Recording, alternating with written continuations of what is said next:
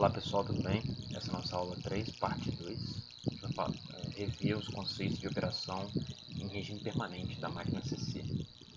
O livro base é o livro do Rashid, vocês podem encontrar bastante coisa lá, entre outros livros aí do Mohan e do Hart. No vídeo anterior a gente comentou das partes constituintes da máquina CC, as principais aplicações, os princípios de funcionamento, o que era o comutador, tensão de armadura, relembrar esses conceitos, e a curva de magnetização.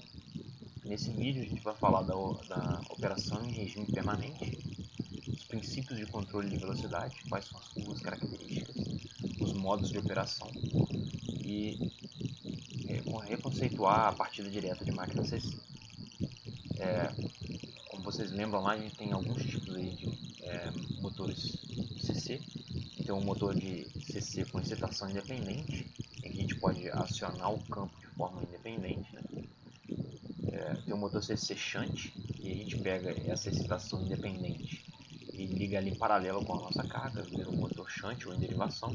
O motor CC de ímãs permanentes, que é aquele que a gente não consegue controlar o campo. O campo é formado, no estator é formado por um ímã permanente. O motor CC série, que o campo ele é ligado em série com um circuito de armadura. O composto que mistura essas duas conexões, aí tem um aditivo ou cumulativo longo, que é o compound, ou subtrativo, os motores compostos. A gente não vai entrar nesses motores, a gente vai focar na excitação independente ou de ímãs permanentes, que são mais úteis para a gente poder analisar como é que funciona a máquina CC. Só para a gente lembrar que a tensão induzida, tanto a tensão induzida quanto o torque induzido, eles dependem de parâmetros da máquina. Parâmetros construtivos como raio, número de condutores, número de polos.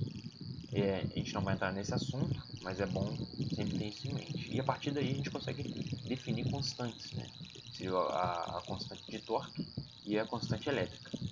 Essas constantes estão junto com o fluxo e com a corrente definem o torque induzido, por exemplo, ou a tensão induzida. Então, só para lembrar que esse K está relacionado às constantes, às características construtivas da máquina. Então, o nosso modelo de motor CC com excitação independente, a gente pode ver na figura aqui no lado esquerdo, a gente tem o campo. Então, esse campo a gente vai ter uma tensão de alimentação, uma corrente de entrada, um resistor de ajuste geralmente, o próprio resistor do campo, a própria característica de resistência do enrolamento de campo, e a indutância representando aí o enrolar um fio em volta de um ferro. E no lado direito a gente tem um circuito de armadura, ele é formado aqui pela tensão induzida, que é a tensão que vai ser induzida ali na nossa máquina, uma força contra-eletromotriz. Aqui até representado as escovas da máquina. A gente vai ter a queda de tensão nas escovas em regime permanente, porque a escova acaba gerando uma queda de tensão contrária aí à nossa fonte. A resistência de armadura com relação aos fios da armadura, a resistência do interpolo, se tiver interpolo, e as resistências do enrolamento compensador, se for o caso, e aqui é a nossa corrente de carga. Então a gente pode escrever a equação do nosso circuito de campo para regime permanente, que a tensão aqui de campo vai ser a soma dos resistores vezes o IF, e a força magnetomotriz vai ser o NF vezes o IF. No circuito de armadura, a nossa corrente de armadura vai ser igual a corrente de carga, e a gente pode escrever que a tensão terminal, a tensão que a gente aplica aqui, é a soma das quedas de tensões. Então vai ser o EA mais todas as resistências vezes o EA mais a queda de tensão da escova. A tensão induzida vai depender da velocidade, do fluxo aplicado no nosso campo, fluxo gerado pelo nosso campo, e parâmetros internos da máquina. O torque vai depender de parâmetros internos da máquina também, do fluxo e da corrente de armadura. Então, a tensão induzida é diretamente proporcional à velocidade, e o torque elétrico é diretamente proporcional à corrente. Se a gente controlar a tensão induzida, a gente controla a velocidade. Se a gente controlar o torque elétrico, a gente controla a corrente, a gente controla o torque elétrico. deixei aqui um exercício para vocês fazerem, quem tiver a fim de relembrar aqui como é que funciona a máquina CC, e fazer um exercício para relembrar. Deixei dois. Então, relembrar um pouquinho da partida direta, né? Durante a partida, a corrente no motor CC ela é muito grande, né? E pode ser impraticável partir diretamente no motor CC. Você vai precisar de um método aí de partida. Por quê? Por que a corrente é tão alta, né? Porque quando a máquina está desligada, a velocidade é zero. Então a nossa tensão induzida é zero. E essa parcela aqui sendo zero no nosso circuito, quer dizer que o único elemento que limita a corrente na partida da máquina CC é a própria resistência. Geralmente a resistência de armadura é muito pequena. Então, em um exemplo aqui de uma máquina CC de 240 volts, a corrente nominal dela é 16,2 amperes. Né? O RA, né, que é a resistência de armadura, é 0,73 ohms. E aqui a gente tem a resistência de campo e a velocidade nominal. Então a corrente de partida é em torno de 330 amperes, né? Sendo que a nominal é 16. Então aqui a corrente de partida é muitas vezes maior do que a corrente nominal. Então se você fizer uma simulação desse sistema, de ver que o pico da corrente aqui é absurdo, queimaria a máquina, teria problemas ali com a parte mecânica também. Vê que a velocidade vai a 1200 RPM em 1 segundo. Então, antes disso aqui, provavelmente eu teria algum problema na minha máquina. Com essa corrente aqui de armadura, por exemplo, no núcleo saturaria, então eu teria uma série de efeitos aqui que não estão modelados nesse circuito. Né? Esse circuito é uma simplificação da realidade. Né? O nosso modelo não está preparado para esse tipo de coisa. Então a gente teria aqui uma situação que o nosso modelo aqui não abarcou, né? Mas de forma geral a gente vê que a corrente de partida extrapola aqui todo o limite da máquina. Isso não é bom. Uma das formas de contornar isso, né, e foi feito assim por bastante tempo, seria projetar um resistor em série. Né? E aqui, por exemplo, a gente vai projetar um resistor para limitar a corrente no máximo aí 210%, né, da corrente nominal. Então, essa corrente de 210% ficaria em torno de 34 amperes. E se a gente fosse achar, baseado no valor que a gente tem aqui de corrente de resistência de armadura e tensão aplicada, a gente consegue achar o resistor de partida necessário para limitar essa corrente. A desvantagem desse circuito, desse resistor ficar ligado o tempo todo, é que o motor não atinge a corrente nominal e eu vou ter uma perda adicional aí. Então o que a gente pode fazer? A gente pode colocar uma chave em paralelo com o resistor e tirar ele depois. Contudo, dependendo do momento que a gente tirar essa chave, ainda vai ter um pico, né, de corrente. E a gente pode dividir esse resistor entre vários estágios, né, de resistência para ir cortando a corrente devagar. Então aqui está um exemplo, né, de uma partida de 3 estágios desse motor de 240 volts. E o comportamento aqui da corrente, né, do torque, que como a gente viu são diretamente proporcionais, e da velocidade. Então quer dizer, eu mantive aqui, minha corrente ia lá nos 330 amperes, agora eu mantive ela menor que os 40 amperes, e depois ela chega aqui no estágio de 16 amperes. Existe uma metodologia de cálculo, né? A gente define ali uma corrente máxima e o número de estágios que a gente quer fazer. E a partir daí a gente vai resolvendo sistemas, né? Não vou entrar nesses detalhes, vocês podem olhar depois. O interessante é o resultado. A gente consegue ver que a gente consegue chegar numa equação final para calcular o número de estágios, formando esse sistema, né? Vai ter o número de estágios que a gente quer ter e a gente resolve esse sistema. A gente obtém os valores dos resistores, né, para partir nossa máquina sem deixá-la passar muito de um determinado valor de corrente. Tem um exemplo interessante para quem tem acesso ao MATLAB aí, pode entrar, vou deixar o link, que é a partida desse motor com 3 estágios. Né? Vocês podem olhar a simulação, dar uma verificada aí como é que foi construído o modelo, se vocês ainda não fizeram isso antes. É bem interessante aí ver essa simulação. E agora eu vou falar um pouco da curva de torque versus velocidade da máquina, né? Então, se a gente manter esses parâmetros que a gente os parâmetros de regime permanente da máquina, a gente pode traçar curvas aí para a gente verificar como é que funciona a relação entre velocidade e torque na máquina CC. Se a gente desprezar as perdas, né, que eu tenho na minha máquina, falar que o torque elétrico vai ser igual ao torque de carga, desprezando a queda de tensão, né, relacionada às escovas e concatenando todas as resistências ali na resistência de armadura, a gente pode ter as equações aí de 1 até 4, né? E aí, substituindo uma equação na outra, a gente tem uma expressão para velocidade em relação ao torque, e ela a gente vai usar para traçar essas curvas. Então a primeira curva que a gente traça aí, a gente vê que existe um ponto, né, quando o torque é zero. Então quando o torque anular aqui, eu vou ter um ponto onde a velocidade, quando o torque vai ser zero, né? E aí eu vou ter praticamente uma reta definindo essa curva de torque e velocidade. E a inclinação dessa reta, ela vai ser negativa, e justamente RA, na verdade Kφ sobre Kφ ao quadrado sobre RA. Então essa vai ser a inclinação da minha reta.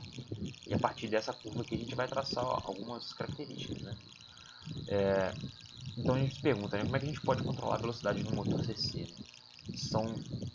Eu posso mexer em três parâmetros, na verdade, né? Eu posso ajustar a tensão terminal, que seria o primeiro método mais utilizado. Então eu mexo nesse parâmetro aqui da tensão terminal. Eu posso ajustar o fluxo, e aí eu mexo nesse parâmetro e nesse parâmetro. Ou eu posso ajustar a resistência de armadura, e eu mexo nesse parâmetro e nesse parâmetro. Esse aqui a gente já destaca que ele é pouco eficiente, porque toda vez que eu coloco uma resistência associada eu vou ter perdas, né? Então já não é tão eficiente. Os outros métodos são mais eficientes, são os dois utilizados na máquina CC. Então, vamos começar com o menos utilizado, que é ajuste da resistência de armadura. Quando a gente ajusta a resistência de armadura, a gente na verdade está mexendo na inclinação da reta, né? Mexendo nesse cara, nesse cara. Então a gente está mexendo na inclinação da reta. Então, se a gente aumenta o RA, a gente vai diminuindo essa inclinação, né? Então, no caso extremo que a gente coloca um resistor muito grande, essa inclinação ela ficaria basicamente aqui embaixo, né? Então ela ficaria muito pequena essa inclinação. E aqui a gente consegue ver, por exemplo, estipulando que a gente tem um torque constante, a gente vai ter vários pontos aqui de torque dessas curvas. Essa aqui seria a velocidade nominal. Se eu aumentar um pouco a resistência de armadura, eu vou ter uma outra velocidade aqui menor que a velocidade nominal. E à medida que eu vou aumentando a resistência, eu vou diminuindo ainda mais a velocidade, né? Repara que a gente não consegue tirar a resistência de armadura, né? Então a velocidade máxima a gente não consegue alcançar a velocidade nominal e a gente só consegue diminuir. Então esse seria o primeiro método. O segundo método seria ajustar a resistência de campo. Esse método geralmente a gente usa para aumentar a velocidade, né? Então, se eu tenho uma velocidade nominal aqui, né, que seria essa curva em preto, se eu diminuir a minha corrente de campo, ou seja, aumentar o RF, eu vou estar aumentando a velocidade, estipulando aqui um torque de carga constante. À medida que eu aumento o RF, vou estar diminuindo a corrente, vou estar aumentando aqui a velocidade da minha máquina. Repara que a gente não mexe tanto na inclinação, e sim na posição aqui da máquina. Na inclinação dessa reta aqui. Essa parte do fluxo ao quadrado a gente não mexe tanto na inclinação, mas sim nesse ponto VT RA sobre Kφ, que é o ponto onde que encontra aqui, né? Onde que o torque é zero, né? Seria esse cara, né? Onde que VT sobre Kφ. A gente mexe mais nesse ponto aqui de encontro da curva característica com o eixo de velocidades. À medida que a gente aumenta o resistor, a gente vai aumentando a velocidade da máquina. E aqui o ajuste da tensão da armadura, que é um método bastante utilizado também. A gente na verdade mexe no parâmetro V, né? Seria nessa tensão aqui. E se a gente for desenhar as curvas para as várias tensões que a gente tem, a gente percebe que a nossa inclinação, que é esse Kφ sobre RA, né, ele não muda, ele permanece igual. E a gente tem vários VTs aqui, né? Por exemplo, VT1, se eu diminuir mais a tensão, eu tenho o 2, o 3, até chegar no 4, que seria uma velocidade zero e um torque de carga, torque exatamente da carga, né? Por exemplo, nesse caso aqui, eu teria um servomotor, por exemplo, atuando para segurar um guindaste, por exemplo, né? Que eu tenho que controlar bastante a posição, então eu teria velocidade zero. Mesmo assim, eu teria torque na minha máquina em uma corrente satisfatória para segurar uma carga, por exemplo. Então a gente percebe que existe um limite também de tensão, né? Eu não posso aumentar muito mais a tensão, senão eu acabo estragando o isolamento da minha máquina. E a gente percebe que há uma complementariedade entre o ajuste da tensão na armadura com o ajuste da resistência de campo. O ajuste da tensão da armadura serve para menores velocidades. Se eu quiser maiores velocidades, eu olho o ajuste da resistência de campo, né? Então é exatamente isso que a gente vai falar agora, da curva de capacidade da máquina CC. Na prática, para a velocidade inferior à nominal, que é a curva, a parte destacada aqui em vermelho, a corrente de armadura, por exemplo, para uma carga de torque constante, né? Nem sempre é o caso, mas se for uma carga de torque constante, a corrente na armadura é mantida constante, né? Para manter esse torque constante.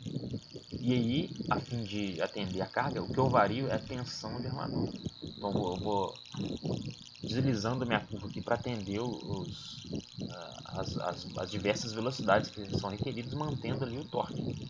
Então, com um torque constante eu consigo variar a velocidade.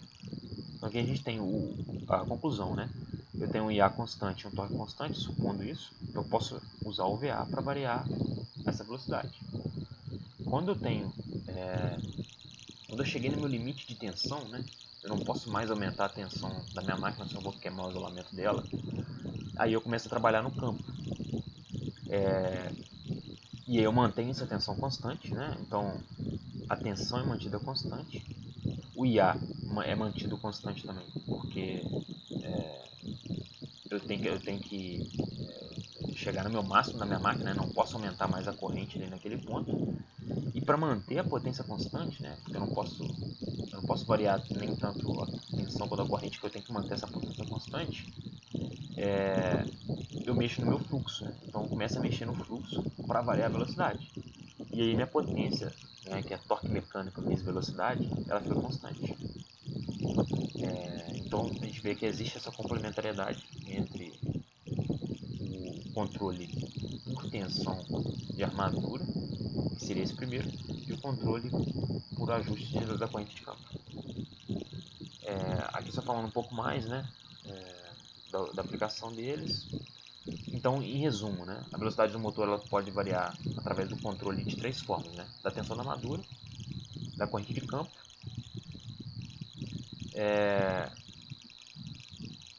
ou da corrente de armadura, né, que é uma medida de demanda de torque.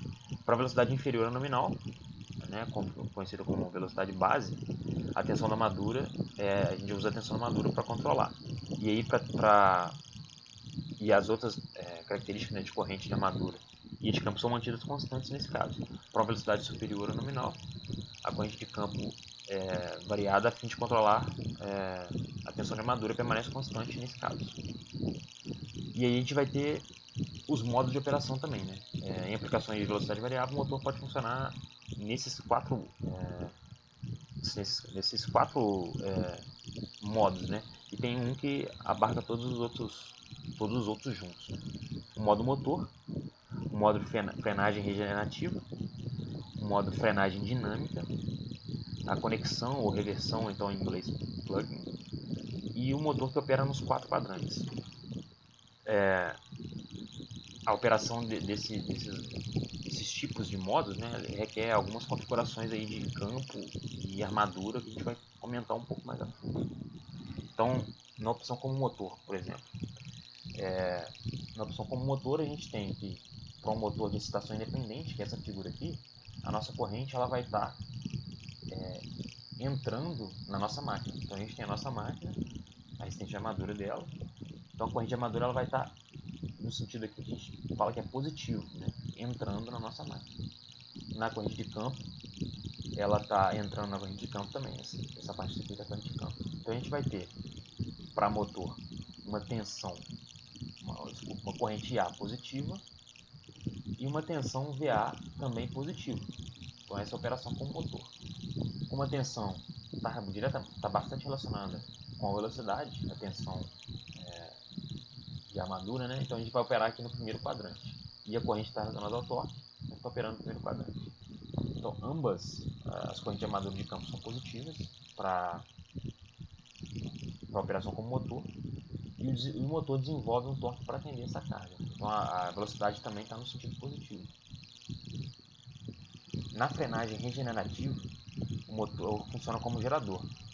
Então, só comentar uma coisa anteriormente aqui, nesse caso aqui, para a corrente ser positiva, né, essa tensão VA tem que ser maior que a tensão interna do gerador. Né? E aqui na frenagem regenerativa, o motor funciona como gerador. Então ele devolve um pouco de energia para essa minha fonte. Pode ser uma bateria, por exemplo. Né? Então nesse caso, a corrente ela vai estar negativa. Para a gente mudar, alterar esse fluxo de potência, né? Agora da máquina, da inércia da máquina que está ligada aqui, para a fonte, a corrente de armadura tem que mudar o sentido. Então a energia cinética do motor é devolvida para a alimentação. E o nosso torque eletromagnético, ele vai estar ele vai ficar negativo, né? Ele vai entrar nessa parte negativa junto com a corrente, mas a tensão aplicada, ela ainda vai estar positiva. E a velocidade também ainda vai estar positiva, apesar aqui do sentido da corrente. Essa é a frenagem regenerativa. Para a nossa corrente ela fluir da máquina para a fonte, essa tensão aqui ela tem que ser menor que a tensão interna da máquina. Né? A gente está tratando aqui só da excitação independente. Na frenagem regenerativa para o motor série, geralmente a gente inverte os terminais da armadura porque a gente quer conectar ele como um gerador autoexcitado. Como a gente não vai trabalhar muito com série, nem vou entrar muito a fundo nele não.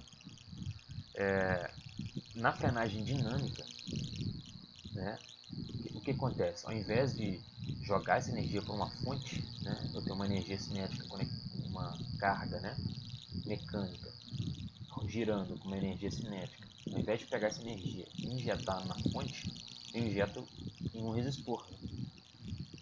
Ou seja, eu dissipo minha energia cinética nesse resistor. E essa a gente chama de frenagem dinâmica. Talvez aqui no nosso conversor a gente não possa, por exemplo, injetar toda essa potência na bateria ou injetar toda essa potência na rede, então a gente coloca um resistor ali para dissipar essa potência. É basicamente a frenagem regenerativa, só que ao invés de regenerar a gente dissipa no resistor. Esse método de conexão ou plug, na verdade é um tipo de frenagem também, só que os terminais da armadura são invertidos durante a operação. A gente usa um sistema de contatores ou um sistema de chaves, inverte ali a tensão de armadura. Isso aí faz com que essa tensão, né, de armadura se some com a tensão aplicada para frear essa corrente aqui, para alterar o sentido dessa corrente. Né? A ideia da conexão ou plug é fazer isso. No motor série, a gente não vai entrar muito nessa ideia, mas basicamente um dos terminais ali ou da alimentação ou do campo tem que ser invertido. Então, repassando aqui a operação nos 4 quadrantes. Né? O que seriam esses 4 quadrantes? A gente vai ter um eixo de torque e o eixo de velocidade. Quando o torque for positivo e a velocidade for positiva, a gente está no primeiro quadrante. Nesse sentido aqui, a gente trabalha com o motor no sentido direto. E aí a gente tem que observar a relação, que a tensão aplicada ela vai ser maior que a tensão interna da máquina, e nossa corrente vai ser positiva. Então aqui a gente tem todos os parâmetros positivos. A tensão de alimentação é positiva, a tensão induzida é positiva, a velocidade está no sentido positivo, a corrente amadora no sentido positivo, assim como o torque é corrente de campo. Na operação no segundo quadrante, a gente está direto está relacionado à velocidade. Então, frenagem direta, a gente está na velocidade, a velocidade ainda está no sentido direto. Então, a nossa velocidade aqui ela ainda é positiva. Só que a gente está freando. Então, a tensão aplicada ela é positiva, a tensão induzida é positiva, só que a tensão aqui ela é menor que a tensão interna. Então, minha corrente flui para o outro lado. Então, minha corrente é negativa. Se minha corrente é negativa, meu torque vai ser negativo também. E esse torque negativo que vai frear a nossa máquina. Na operação motor inverso, a gente tem todos os parâmetros negativos. Né? E é como se a máquina estivesse rodando para o outro lado. Né? É igual ao motor, né? É idêntico ao motor, só que a gente está girando para o outro lado. A polaridade do EA ela pode ser invertida, tanto utilizando chaves e contatores diretamente ou invertendo aqui a corrente de campo. Por isso que eu deixei aqui mais ou menos. E a frenagem inversa seria um análogo aqui também, da mesma forma que a frenagem no sentido direto. A ideia aqui é trocar o sentido da corrente, né? Para que o torque fique negativo, o torque tenha sentido diferente da velocidade. Então, nesse caso aqui, a velocidade está negativa, eu coloco um torque positivo para diminuir essa velocidade. Então, essa é a característica da frenagem reversa. Então, em resumo, a gente viu o acionamento do motor CC consegue operar nos 4 quadrantes. Operação com motor, frenagem, operação com motor no sentido inverso ou frenagem no sentido inverso.